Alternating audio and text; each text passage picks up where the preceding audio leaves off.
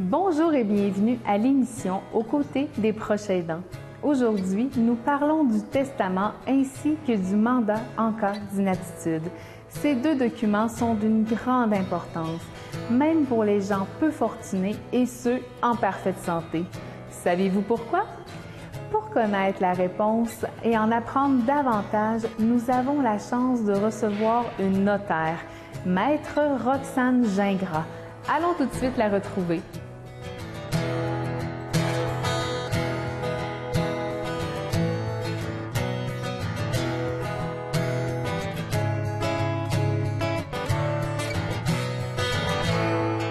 Bonjour, Maître Gingras, vous allez bien? Oui, bonjour, Madame Gourde, vous aussi? Oui, merci. En fait, vous êtes notaire. Oui, c'est bien ça. Je suis notaire à Victoriaville, donc je travaille dans l'étude Lévesque, Jutras, Pelletier, Bergeron, Lagacé, Gingras notaire. Donc, on est 6 notaires dans l'étude. Pouvez-vous nous parler brièvement en quoi consiste votre profession? Oui, en fait, le notaire est appelé quotidiennement à assister les gens dans les moments importants de leur vie. On n'a qu'à penser, par exemple, à la venue d'un enfant, l'achat d'une première maison, l'acquisition d'une entreprise, également tout ce qui est testament, mandat en cas d'inaptitude et inévitablement, bien, tout ce qui entoure le décès d'une personne. Justement, quand on parle de testament et de mandat d'inaptitude, est-ce que vous pourriez prendre un peu de temps pour nous l'expliquer, s'il vous plaît? Oui, donc en fait, je vais commencer par vous parler du testament. Il faut savoir qu'il y a différentes sortes de testaments qui peuvent être valides au décès d'une personne. Donc, tout d'abord, il peut y avoir au niveau d'un contrat de mariage une donation à cause de mort qu'on appelle. C'est en fait l'appellation que les gens connaissent souvent au dernier vivant les biens. Donc, en fait, c'est entre conjoints qu'on peut se léguer mutuellement nos biens advenant le décès. Il faut savoir, par contre, qu'advenant le décès d'un conjoint, bien, la clause devient nulle et le conjoint survivant devra voir à faire un testament pour s'assurer que ces biens sont bien légués aux personnes qu'il désire. Okay. Il y a également testament holographe. Donc, un testament holographe, rapidement, c'est un testament qui est rédigé par la personne, donc sur une feuille chez elle, entièrement rédigé par cette personne-là. Testament devant témoin également qui est possible. Donc, c'est un testament qui est fait devant 2 témoins majeurs. Il faut savoir, par contre, que le testament holographe et le testament devant témoin doit faire l'objet d'une vérification au tribunal lorsque le décès survient. Okay. Donc, ça fait en sorte que si le dernier testament que la personne a est de ce genre-là, on devra se rendre à la cour pour le faire vérifier, s'assurer que c'est bien elle qui l'a rédigé, par exemple. Okay. Donc, moi, aujourd'hui, je ne m'attarde pas sur ces types de testaments-là. Je vais plutôt vous parler du testament notarié, donc le testament qui est reçu devant notaire. Il faut savoir que c'est un testament donc, qui a un caractère confidentiel. Donc, le notaire est tenu de conserver l'original dans sa voûte au bureau. Et c'est également un testament qui est authentique, donc ça veut dire que ça fait foi de son contenu. Donc, il n'y a pas de preuve à faire au niveau du contenu. Donc, c'est effectivement le testament là, qui, je dirais, est le plus complet. Donc, on peut, en tant que notaire, conseiller les gens, donc les guider dans les différents choix qu'ils peuvent mettre au niveau de leur dernière volonté. Parfait. Donc, rapidement, pour vous dire, au niveau du contenu, bien, on peut parler des dispositions funéraires, les différents legs, donc les personnes à qui on veut léguer nos biens. Mm-hmm. On vient nommer également le liquidateur successoral, donc c'est exécuteur testamentaire, si je peux dire. Là, oui. Certaines personnes connaissent plus l'appellation sous ce nom-là. On a également différentes clauses, donc c'est selon finalement la réalité et les besoins de chacun qu'on est en mesure de monter un testament là, vraiment personnalisé pour notre clientèle. Parfait. Puis concernant les mandats d'inaptitude, qu'est-ce que c'est? Donc, en fait, mandat en cas d'inaptitude, il y a une nouvelle appellation qu'on appelle maintenant mandat de protection, donc c'est la même chose. Okay. À ce niveau-là, ce document-là sert comme document de prévoyance, donc on le signe en prévision de notre inaptitude, donc suite soit à une maladie ou à un accident, par exemple.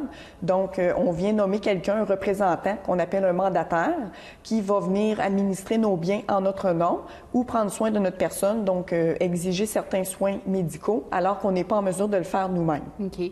Selon vous, est-ce qu'on doit attendre l'arrivée de diagnostic dans nos vies avant de penser à faire le testament ou le mandat d'inaptitude? Non, effectivement. Il faut savoir que la capacité d'une personne, donc qu'elle soit apte et lucide, se considère au moment où elle signe le document. Donc, le moment où elle signe le testament et le mandat de protection. Donc, en fait, à ce niveau-là, c'est donc très important de voir assigner ces papiers avant qu'un diagnostic donc soit prononcé. Il faut savoir que parfois le notaire peut être appelé à demander un bien médical, donc à la personne qui désire faire son testament ou son mandat de protection. C'est dans les cas spécifiques, par exemple, une personne âgée qui commence à être confuse, que le notaire a peut-être des doutes au niveau de l'aptitude. Donc, rassurez-vous, c'est pas pour chaque personne qu'on demande un bien médical, mais c'est en fait pour s'assurer. Donc, le médecin, dans ce cas-ci, nous donne un papier disant « Madame X est apte et comprend bien la portée d'un testament et mandat de protection et est apte à signer ces documents-là ». Par contre, lorsqu'une personne décède et elle n'a pas eu le temps de faire son testament, qu'est-ce qui arrive? Oui, en fait, à ce niveau-là, il faut savoir que si quelqu'un décède et qu'il n'y a pas de testament connu, c'est la loi, donc le Code civil du Québec, qui vient nous établir les héritiers et vient nous dire au niveau des proportions. Donc, je n'embarquerai pas au niveau des explications par rapport à ça, mais sachez que de cette manière-là, peut-être que la personne qui est décédée, si elle avait fait un testament, elle aurait mis d'autres personnes comme héritiers. Donc, il faut savoir que si on n'a pas de testament, c'est la loi qui vient choisir pour nous, finalement, nos héritiers. Et à ce moment-là, on doit faire signer ce qu'on appelle une déclaration d'hérédité. Donc, comme il n'y a pas de testament dans la succession, les héritiers qui sont déclarés par la loi doivent signer un document qui vient justement les établir et nommer la personne qui va régler la succession, donc le liquidateur successoral. J'imagine que ça facilite davantage la famille lorsque la personne a pensé faire son testament. Oui, en fait, si un testament est présent, qu'il y ait un testament ou non, là, suite à un décès, il faut procéder à ce qu'on appelle aux recherches testamentaires. Donc, en fait, le but de ça, c'est d'aller rechercher. Donc, on fait une demande au niveau de la Chambre des notaires du Québec et au Barreau du Québec pour rechercher le dernier testament connu. Donc, peut-être qu'on arrive à une recherche qui nous dit qu'il n'y a aucun testament. Donc, on fait, comme j'ai mentionné tout à l'heure, c'est la loi qui s'applique. Et si un dernier testament est connu, alors à ce moment-là, le notaire peut contacter donc la famille et rencontre le liquidateur. Et c'est le testament finalement qui va primer, le dernier testament qui a été fait.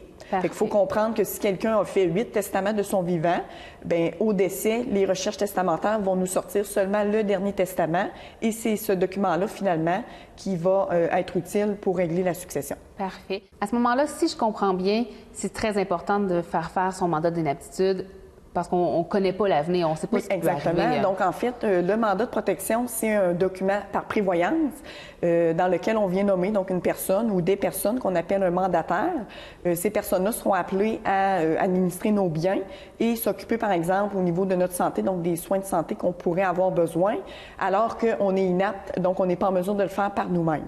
Et ça nous permet de respecter nos valeurs, puis en même temps choisir des personnes de confiance. Oui, effectivement, c'est très important à ce niveau-là de choisir des personnes de confiance parce que c'est pratiquement un chèque en blanc qu'on leur donne, donc ils ont accès à nos comptes de banque, ils peuvent nous représenter, administrer vraiment nos biens, donc vendre nos biens, etc. Donc au niveau de notre patrimoine, c'est important de choisir des gens en qui on a bien confiance. Peut-on modifier les gens à qui on avait déjà décidé qu'elle allait s'occuper de nos biens? Oui, au fil du temps, c'est possible, oui, effectivement. On peut faire un amendement au niveau de notre mandat de protection. Donc, c'est possible si 10 ans plus tard, c'est plus la personne qu'on avait nommée qu'on veut qui s'occupe de nos choses, on peut, oui, procéder à un changement. Et pour une personne qui n'a ni mandat ni testament, est-ce qu'on peut faire le document en une seule rencontre? Est-ce que je dois apporter, c'est vraiment au niveau technique, est-ce que je dois apporter, je ne sais pas, un certificat de naissance ou autre lorsqu'on veut vous rencontrer? Oui, à ce niveau-là, habituellement, nous, on rencontre les gens à 2 reprises. Donc, le premier rendez-vous est vraiment pour prendre en note, donc voir avec eux au niveau de leur volonté pour le testament et le mandat en cas d'inaptitude. Le deuxième rendez-vous est en fait la lecture, les explications et la signature des documents. Et vous me parliez au niveau des documents à apporter. Bien, nous, habituellement, on demande aux gens, s'ils ont déjà un testament et mandat ancien, de les apporter, qu'on voit finalement les changements là, qui doivent être faits. Également, au niveau des polices d'assurance-vie, donc pour un testament, c'est bien de revoir si les bénéficiaires qui sont nommés sont toujours en vigueur et que c'est toujours les bons bénéficiaires là, qui y sont marqués. Et au niveau également de preuve d'identité, donc comme notaire, on doit vérifier l'identité de la personne qui vient signer le testament ou le mandat. Donc, on demande au client 2 pièces d'identité, donc pour qu'on garde au dossier une copie finalement. Parfait. Merci beaucoup, Maître Gingras, d'avoir pris le temps de bien nous expliquer l'importance du testament, du mandat d'inaptitude, puis en même temps, on a bien vulgarisé, ça facilite la compréhension, là, parce qu'on rappelle souvent aux proches aidants comment il est important de bien se préparer. Mais merci beaucoup d'avoir pris du temps avec nous. Ça fait plaisir. Nous remercions chaleureusement Maître Roxane Gingras pour sa participation à l'émission. Nous espérons vous avoir éclairé sur l'importance du testament ainsi que du mandat en cas d'inaptitude. Rappelez-vous que ces documents notariés peuvent éviter de bien mauvaises surprises à vos proches. Faites-les rédiger par un ou une notaire le plus tôt possible. Pour une écoute, du soutien ou de plus amples renseignements, n'hésitez pas à communiquer avec l'Association des proches aidants Arthabasca Érable au 819-795-3577. Lors de la prochaine émission, nous aborderons la question du changement de milieu de vie des aînés en perte d'autonomie, soit une étape généralement difficile pour les proches aidants. Merci d'avoir été des nôtres. À bientôt! J'avancerai au rythme de tes pas. Tu me compteras ta journée. Et des jours on en rira, mais les jours où tout sera au plus bas.